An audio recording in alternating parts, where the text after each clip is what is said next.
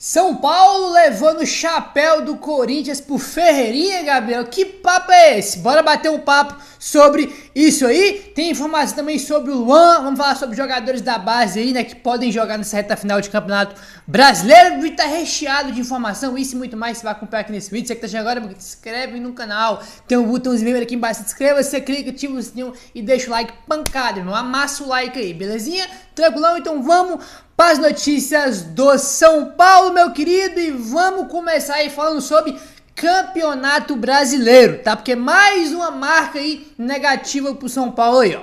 São Paulo vai terminar o Brasileirão com menos de 50% dos pontos pelo terceiro ano seguido, rapaz. Olha só, o empate com o Cuiabá em casa no último domingo fez com que o São Paulo complete 3 brasileiros consecutivos sem alcançar pelo menos metade dos pontos possíveis. Com 47 pontos na 10ª posição, a equipe pode chegar no máximo até 56 pontos. Isso se vencer os 3 jogos que restam. Aí o São Paulo ficaria com um aproveitamento de 49%. Desde que o torneio passou a ser disputado em pontos corridos, lá em 2003, essa será a 8ª vez que o São Paulo tem aproveitamento inferior a 50%. E pela primeira vez isso acontece por 3 anos consecutivos, né, rapaziada? Então, mais um ano que o São Paulo vai encerrar o Brasileirão aí com menos de 50% dos pontos, tá? Pelo terceiro ano seguido. Aí se o São Paulo conseguir vencer os 3 últimos jogos aí, Bahia fora, Atlético Mineiro fora e Flamengo em casa, mesmo vencendo os 3 jogos, o São Paulo ficaria com um aproveitamento de 49%, tá? Mesmo assim, não ia ultrapassar a barreira dos 50% dos pontos de aproveitamento aí. E o que acontece, cara? Os últimos 3 brasileiros, né, que foram 21, 22 e agora 23. Pra você ver, o último campeonato brasileiro bom, a última boa campanha de campeonato brasileiro que o São Paulo fez, foi em 2020, que o São Paulo ficou em 4º lugar, né, uma boa campanha, foi direto para Libertadores, uma boa campanha, 4º lugar, G4, ótimo. Mas mesmo assim, cara, pra você ver, até o último Brasileirão que foi bom, ainda foi com um sentimento de lamentação, de frustração, porque o São Paulo era líder com 7 pontos na frente, né? Então mesmo fazendo uma boa campanha em 2020, foi um campeonato abaixo pelo que a gente estava traçando no campeonato, né, cara? Chegou a estar 7 pontos aí, todo mundo, pô, vamos ser campeão, sair da fila, mas infelizmente foi uma frustração muito grande aquele campeonato brasileiro, onde o São Paulo despencou, né? Chegou a nova gestão, virou o ano e o time simplesmente despencou. Teve aquela questão lá do Tietê com o Diniz, né, cara? Muito triste aquele campeonato brasileiro lá, que foi a última boa campanha que o São Paulo fez. Aí, nesses últimos anos, o time precisou lidar com riscos de rebaixamento, especialmente em 2021. Numa temporada atípica impactada pela pandemia de Covid-19, o São Paulo priorizou a disputa do Campeonato Paulista, que começou 3 dias depois do fim do Brasileiro de 2020. Que liderou até certo ponto, mas perdeu, que é o Campeonato Brasileiro aí de 2020, que acabou em 2021, né, porque teve a questão da pandemia, aí virou o ano, né, cara, emendou aí um ano ou outro por causa da pandemia, e depois já emendou o Campeonato Paulista, né, cara, foi uma loucura aquele ano, Campeonato Brasileiro de 2020, mas que acabou só em 2021, aí por causa da pandemia, belezinha, meu querido? Bom, vamos avançando aí agora, e bora falar sobre outro número aí que é preocupante também pro São Paulo.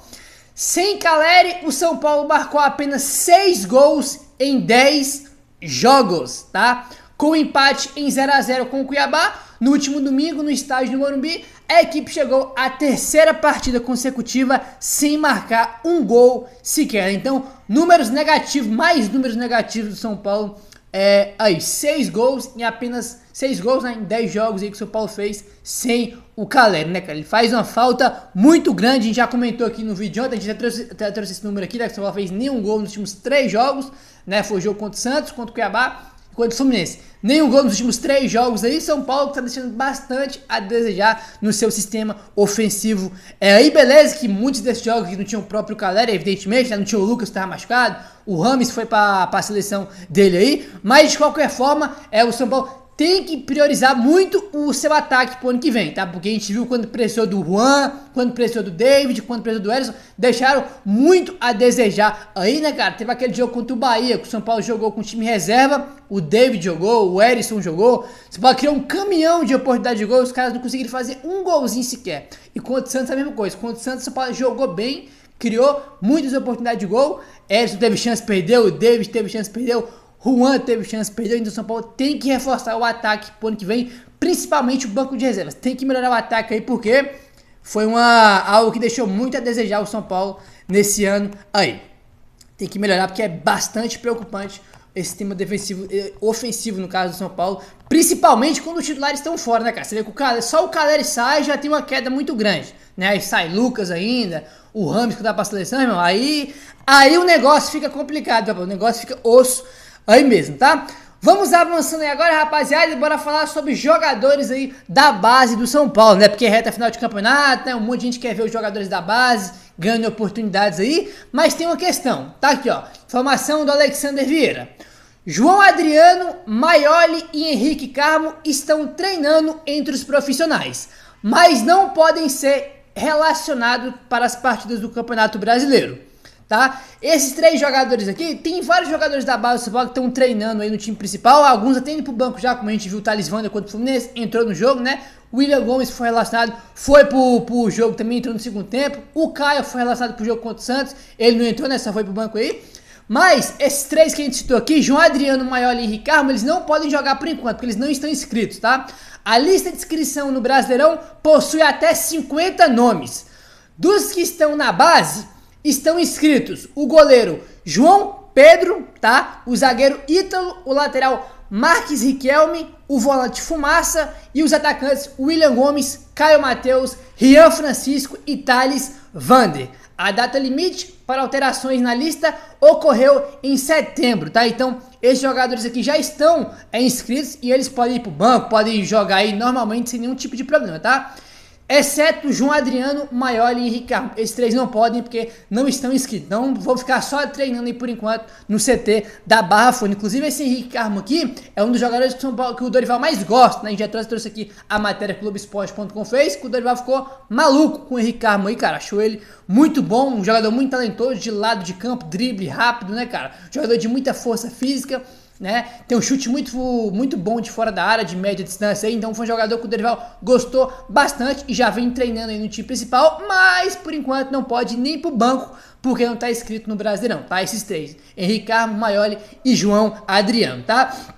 Diferente de outros aí, como a gente citou, que já vem sendo relacionado nos últimos jogos aí, como o Caio, como o William e também o Thales Wander, belezinha, meu querido? Vamos avançando. Inclusive, né, o William Gomes, que infelizmente acabou se machucando. No jogo de volta, o São Paulo também acabou perdendo aí, infelizmente, né, cara? O William Gomes acabou se machucando, né? Até agora eu não vi nenhuma informação aqui se foi uma lesão grave, algo mais leve aí, se ele já poder se relacionar de novo pro jogo do final do Brasileirão aí. Mas de qualquer forma ele se machucou, né, cara? Isso é bem triste aí, se machucou aí no primeiro tempo, mal jogou aquela partida de sábado aí que o São Paulo perdeu para o Palmeiras, tá? Bom, vamos avançando aí, rapaziada, e bora falar sobre Luan, né, que tá no mercado aí, que deve sair do São Paulo aí no final da temporada. Tá aqui matéria do Globoesporte.com.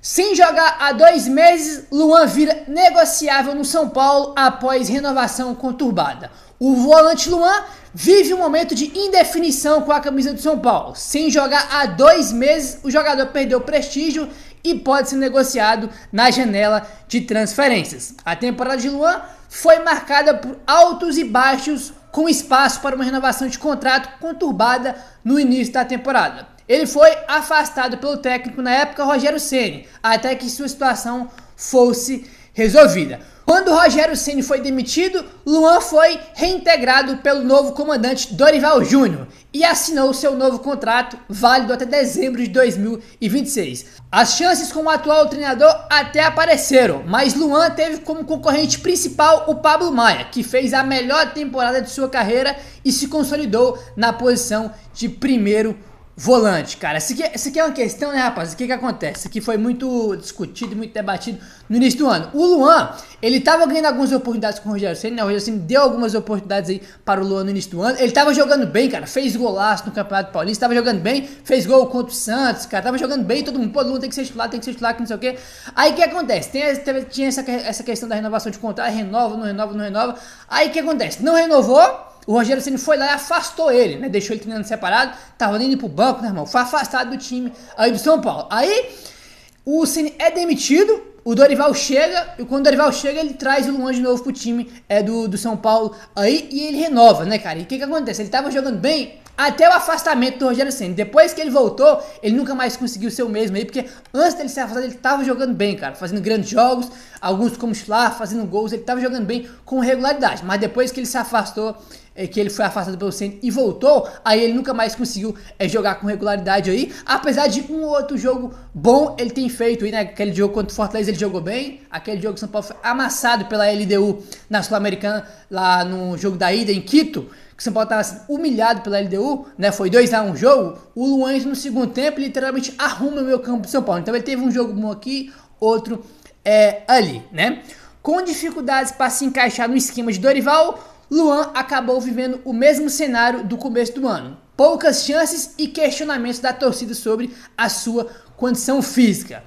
A última vez que o Luan entrou em campo foi no dia 27 de setembro, na vitória de 2-1 sobre o Coritiba. Na ocasião, ele foi titular. Desde então, foi relacionado só 4 vezes e não jogou. Tá? E jogo contra o Coritiba foi o primeiro jogo depois do título da Copa do Brasil. O São Paulo foi campeão no domingo contra o Flamengo, né? E na quarta-feira foi o jogo contra o Coritiba que se pagou por 2-1, né? Foi o time inteiro reserva, né? Todo mundo de ressaca aí do título. E o Luan foi titular e jogou bem, né? E então tá aí, tem mais de 2 meses, cara. 2 meses aí que o Luan não entra em campo desde o jogo contra o Coritiba, né, cara? Lamentável aí a situação dele. A incógnita sobre a sua condição e pouco espaço com o Dorival Júnior fazem a situação de Luan ficar cada vez mais delicada no São Paulo. Ainda não há propostas por sua contratação, seja definitiva ou por empréstimo. Caso chegue ao concreto, a diretoria não vai fazer grandes esforços para segurá-lo, ainda mais depois do acerto com o Luiz Gustavo, que chega para reforçar justamente a posição de primeiro e também de segundo volante, tá, rapaziada? Então, com a contratação do Luiz Gustavo também, né, o Luan perde cada vez mais espaço. Aí, já tem o Alisson e o Paulo Marques, que são os dois titulares. Tem o Gabriel Neves também, que tem chance aí de sair, mas é o volante ali que sempre entra quando não tem o Pablo e o Alisson, né? O volante ali que entra imediato é o Gabriel Neves. E ainda tem a contratação do Luiz Gustavo, né? Então tem esses 4 aí na frente do Luan, né? Então a tendência realmente é que ele saia aí no final da temporada, tá? Corinthians pode dar chapéu no São Paulo por Ferreirinha. Segundo informações do jornalista Diogo Rossi, o Corinthians teria condições financeiras para arcar com o custo para poder tirar o jogador do clube gaúcho. O interesse do Corinthians, inclusive, teria sido um dos motivos para que não desenrolasse a negociação do atleta com o São Paulo. O tricolor paulista mantém conversas com o Ferreirinha há semanas e mantém o jogador no radar, tá, rapaz? Só completando a informação do Diogo Rossi, né, que ele é gremista, ele é setorista do Grêmio lá do Sul, né, ele cobre o Grêmio lá, sabe tudo sobre o Grêmio, né, e o que acontece, né, cara, a informação dele só completando, que não tá aqui na matéria, ele disse que o São Paulo avançou mais um pouquinho na contratação do Ferreirinha, mas tem o Corinthians agora na parada, e segundo ele, o Corinthians tem condições financeiras de arcar com a compra do Ferreirinha. Então o São Paulo avançou mais um pouquinho, mas o Corinthians alegou aí que tem condição financeira para comprar, né, em definitivo aí o Ferreirinha, né, cara? E Corinthians é engraçado, né, cara? Deve bem mais que o São Paulo, tem muito mais problema que o São Paulo, mas tem condição financeira de ir lá e pagar a contratação aí do Ferreirinha, né, cara? Engraçado. Mas enfim, eu já dei minha opinião sobre o Ferreirinha. Eu acho que se for dentro dos moldes do São Paulo, do que o São Paulo pode fazer, eu acho que é uma ótima contratação. E agora, se for fazer leilão, pagar absurdos aí, já não acho uma boa. Mas se for dentro do que o São Paulo pode fazer ali, eu acho que seria uma ótima contratação do Ferreirinha, né? Só não pode entrar em leilão, que não sei o que, essas coisas aí, né? Aí o tom já muda, né? Enfim, rapaziada, vamos aguardar isso aí, vai se arrastar mais por um tempinho, como a gente falou, virou novela e vai continuar aí. Enfim, se inscreve no canal, deixa o like, ativa o sininho, valeu, tamo junto, até o próximo vídeo.